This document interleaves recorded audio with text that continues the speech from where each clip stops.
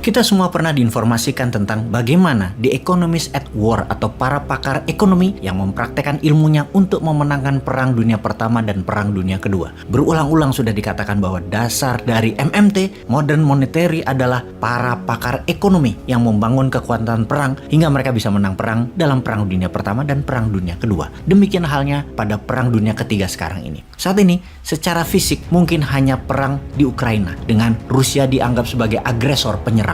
Namun, terdapat data lebih dari 26.000 private army di sana dari 27 negara dunia. Artinya, walau atas nama individu, namun secara negara ternyata cukup banyak juga yang terlibat. Dan kita bisa mengartikan perang di Ukraina adalah Perang Dunia Ketiga. Kita tahu bahwa untuk Indonesia, untuk menjadi negara besar, kali ini kita harus belajar dari Rusia, dari cara Rusia menangani perang secara ekonomi. Bagaimana walau harus membiayai perang, walau diembargo, walau kena sanksi ekonomi, namun rubel, mata uang Rusia, adalah mata uang terkuat di dunia saat ini. Mengapa bisa terjadi seperti itu? Sahabat semua, video narasi kali ini didukung oleh santara.co.id.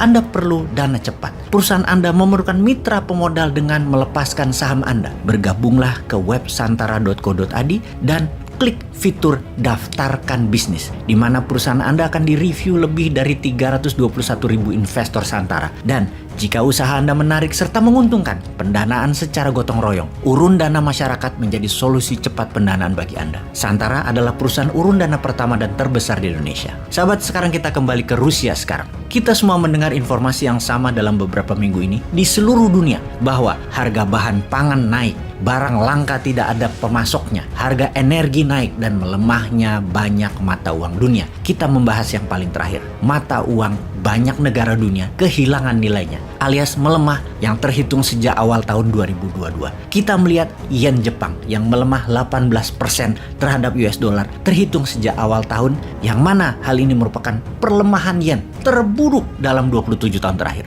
Saat ini, 1 dolar sama dengan 136 yen. Dibandingkan dengan ketika Rusia menginvasi Ukraina, 1 dolar sama dengan 115 yen. Demikian juga dengan Korea Selatan. Di bulan Februari, 1 dolar sama dengan 1.200 won. Sekarang 1 dolar 1.300 won. Demikian juga dengan peso Filipina. 1 dolar 54 peso yang merupakan nilai terendah dalam 17 tahun ini peso terhadap dolar. Rupiah India turun, rupiah Indonesia turun, yuan Tiongkok turun, dan tebak mana mata uang yang nilainya tidak turun? Iya benar, rubel Rusia. Kita jelaskan secara angka. Di hari invasi Rusia ke Ukraina, 1 dolar sama dengan 85 rubel. Kemudian datanglah embargo, boykot, dan sanksi perdagangan menimpa Rusia yang harusnya membuat ekonomi Rusia ambyar. Ternyata hari ini 1 dolar sama dengan 53 rubel, yang artinya rubel menguat 35% dalam waktu 4 bulan. Kok bisa rubel menguat?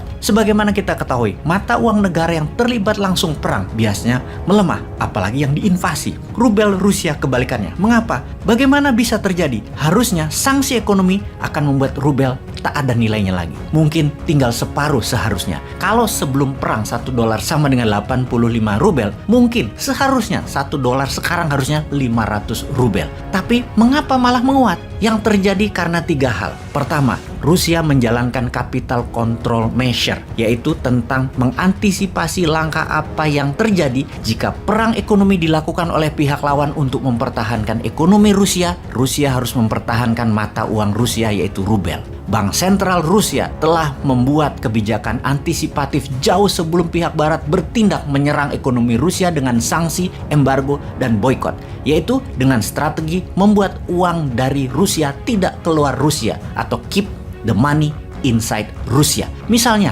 kalau Anda pebisnis di Rusia, Anda adalah perusahaan ekspor yang menghasilkan pendapatan dalam mata uang asing, katakanlah 100 juta dolar. Maka 80%-nya harus ditukar rubel Rusia. Tidak boleh keluar Rusia. Dipaksa menukarkan mata uang asing dengan rubel dan memaksa uang beredar di dalam Rusia. Alasan nomor 2, pembayaran gas oleh pihak barat menggunakan rubel. Dengan kebijakan tersebut, kebutuhan akan rubel terus meningkat. Dan alasan nomor 3 adalah kendali impor. Rusia membatasi impor sehingga kebutuhan Rusia akan dolar hampir tidak ada. Rusia memotong semua hal impor yang memakai mata uang asing. Ditambah lagi, mitra strategis Rusia yaitu Tiongkok memakai rubel di dalam trading dua negara tersebut. Ini benar-benar main pintar keduanya. Jadi menguatnya rubel Rusia bukan organic market reaction, tetapi memang didesain dengan baik. Memang diciptakan kebutuhan atas rubel. Banyak pengamat tidak menyangka kekuatan rubel bisa sampai 53 rubel per dolarnya. Diperkirakan paling menguat hingga 70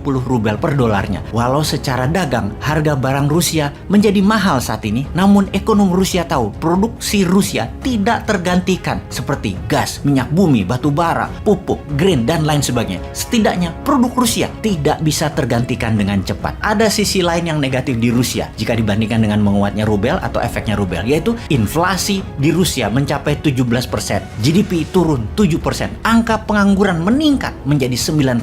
Tapi shockwave atau indikator ekonomi yang memburuk bukan hanya milik Rusia. Inggris misalnya, inflasinya 9% yang merupakan terburuk dalam 40 tahun terakhir ini. Menambah parah keadaan, Bank of England memperkirakan inflasi Inggris akan double digit menjadi 11% di akhir tahun 2022 ini. Efeknya banyak demo di Inggris seperti pekerja kereta api di Inggris yang mogok kerja baru-baru ini. Yang kemudian para guru di Inggris sedang bersiap untuk demo yang menuntut pemerintah menangani masalah inflasi yang parah dengan misalnya menaikkan gaji mereka atau menurunkan pajak. Namun Boris Johnson, Perdana Menteri Inggris, tidak mau menuruti kehendak demo tersebut karena takut akan terjadi seperti di tahun 1970-an di mana pemerintah untuk menangani inflasi menaikkan gaji. Ternyata malah counterproduktif, malah meningkat inflasinya karena mereka malah spending barang-barang bukan buatan Inggris. Dengan informasi tersebut sahabat semua, kita di Indonesia juga harus bersiap akan meningkatnya inflasi yang sampai saat ini belum diumumkan. Sudah lama loh nggak ada info yang biasanya BPS setiap bulan mengumumkan angka-angka tersebut. Kita tahu sih itu angkanya tidak bagus, namun jujur itu lebih baik, atau biar terlihat selalu bagus agar tahun 2024 nggak ada pilpres, diperpanjang 3 tahun ya gitu jabatannya. Ya monggo aja kita dukung, sama tolong ada jabatan komisaris utama BUMN yang untung buat gua deh. Mana ya yang untung BUMN-nya?